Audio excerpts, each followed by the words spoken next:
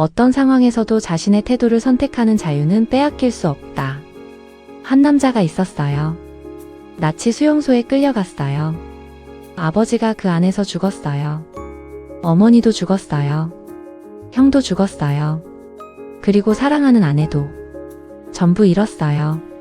가족 중에 살아남은 건 누나 한 명뿐이었어요. 여러분, 솔직히 생각해 보세요. 이 상황에서 삶의 의미를 찾을 수 있을 것 같으세요? 저는 솔직히 자신이 없어요. 근데 이 남자는 찾아냈어요. 그것도 수용소 안에서.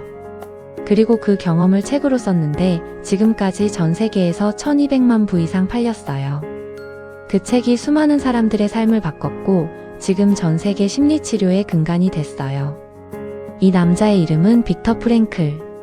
정신과 의사이자 철학자이자 그리고 가장 극한의 상황에서 살아남은 사람이에요. 그가 남긴 말이 있어요. 인간에게 모든 것을 빼앗아 갈 수 있어도 한 가지는 빼앗지 못한다.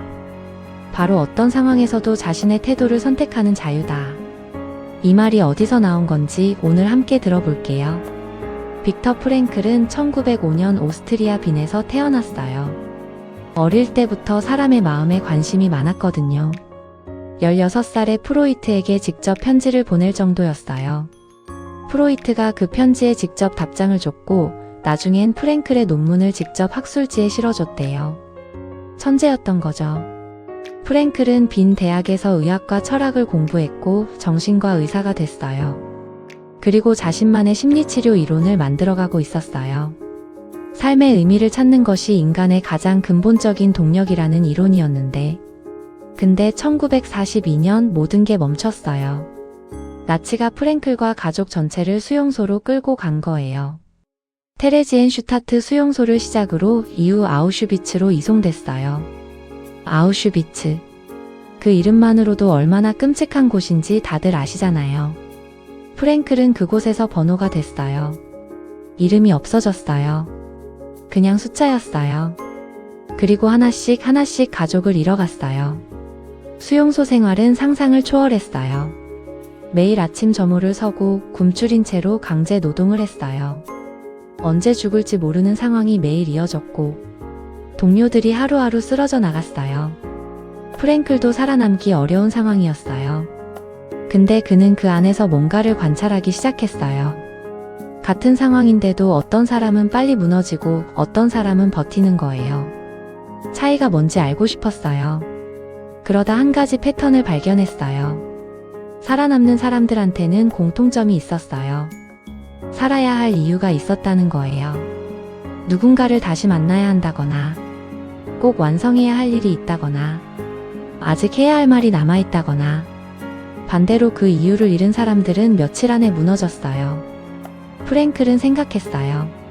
삶의 의미가 사람을 살게 만드는구나. 그리고 자신도 이유를 만들었어요. 수용소에서의 경험을 책으로 써야 한다는 것. 이 안에서 배운 것을 세상에 전해야 한다는 것. 그 목적이 그를 살게 했어요. 프랭클이 수용소에서 깨달은 것 중에 가장 핵심이 되는 게 있어요. 자극과 반응 사이에 공간이 있다는 거예요. 무슨 말이냐면 어떤 일이 나한테 일어났을 때 그 일 자체는 내가 선택할 수 없잖아요. 수용소에 끌려가는 것도 가족을 잃는 것도 굶는 것도 다 내 선택 밖의 일이에요. 근데 그 일에 내가 어떻게 반응하느냐, 어떤 태도를 취하느냐, 그건 아무도 빼앗을 수 없다는 거예요. 나치가 프랭클의 이름을 빼앗았고 자유를 빼앗았고 가족을 빼앗았지만 그가 그 상황을 어떻게 바라볼지는 빼앗지 못한 거예요. 프랭클은 이걸 이렇게 표현했어요. 인간에게 모든 것을 빼앗아 갈 수 있어도 한 가지는 빼앗지 못한다. 바로 어떤 상황에서도 자신의 태도를 선택하는 자유다. 수용소 안에서 이 말을 깨달은 거잖아요. 그냥 책에서 읽은 게 아니에요. 몸으로 뼈로 배운 거예요. 그래서 이 말이 이토록 무겁게 와닿는 거예요. 1945년 전쟁이 끝났어요. 프랭클은 살아서 수용소를 나왔어요. 근데 나오고 나서 마주한 현실이 더 가혹했어요. 아버지, 어머니, 형, 그리고 아내. 전부 수용소에서 세상을 떠났다는 걸 알게 됐거든요. 살아남은 가족은 누나 한 명뿐이었어요. 프랭클은 빈으로 돌아왔어요. 집도 가족도 아무것도 없는 빈으로. 그 상황에서 그는 무너질 수도 있었어요. 근데 그는 글을 썼어요. 수용소에서 살아남으며 머릿속에 정리해뒀던 것들을 9일 만에 초고를 완성했어요. 그 책이 바로 죽음의 수용소에서예요. 처음엔 익명으로 출판하려 했대요. 너무 개인적인 이야기 같아서. 근데 출판사의 설득으로 이름을 달았고 그 책이 지금까지 1200만 부 이상 팔렸어요. 미국 의회 도서관이 선정한 미국에서 가장 영향력 있는 책 10권 안에 들어갔어요. 가장 극한의 고통에서 태어난 책이 가장 많은 사람에게 빛이 된 거예요. 프랭클은 수용소에서 살아 돌아온 뒤 자신의 이론을 완성했어요. 로고테라피, 의미 치료예요. 로고스가 그리스어로 의미라는 뜻이거든요. 핵심은 간단해요. 인간이 살아가는 가장 근본적인 이유는 의미를 찾는 것이라는 거예요. 프로이트는 쾌락이 인간의 동력이라고 했고 아들러는 권력이라고 했는데 프랭클은 달랐어요.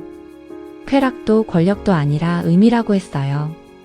그리고 그 의미는 어떤 상황에서도 찾을 수 있다고 했어요. 심지어 고통 속에서도, 수용소에서도.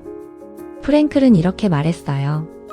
왜 살아야 하는지를 아는 사람은 어떤 상황도 견딜 수 있다. 이 말이 지금 전 세계 심리치료, 상담, 코칭 분야의 근간이 됐어요.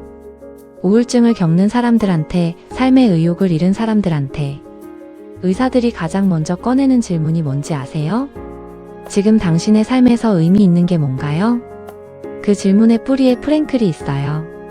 프랭클의 이야기를 들으면서 한 가지 생각이 드는 게 있어요. 우리는 너무 자주 상황 탓을 하는 것 같아요. 회사가 나빠서, 가정 환경이 나빠서, 운이 나빠서. 물론 상황이 우리한테 미치는 영향이 있죠. 근데 프랭클은 나치 수용소라는 인류 역사상 가장 극한의 상황에서 그 안에서도 태도를 선택할 수 있다는 걸 보여줬잖아요. 그게 얼마나 대단한 건지. 프랭클은 또 이런 말도 했어요. 고통은 그 의미를 찾는 순간 더 이상 고통이 아니다. 수용소에서 가족을 잃은 고통도 그 안에서 뭔가를 배우고 세상에 전해야 한다는 의미를 찾은 순간 버틸 수 있는 힘이 됐던 거예요. 오늘 우리 삶에도 이 질문을 한번 던져보면 어떨까요? 지금 내가 겪고 있는 이 어려움이 어떤 의미가 있을까? 답이 바로 안 나와도 괜찮아요. 그 질문을 품고 사는 것 자체가 이미 프랭클이 말한 의미를 찾는 과정이니까요. 빅터 프랭클은 1997년 92세의 나이로 세상을 떠났어요.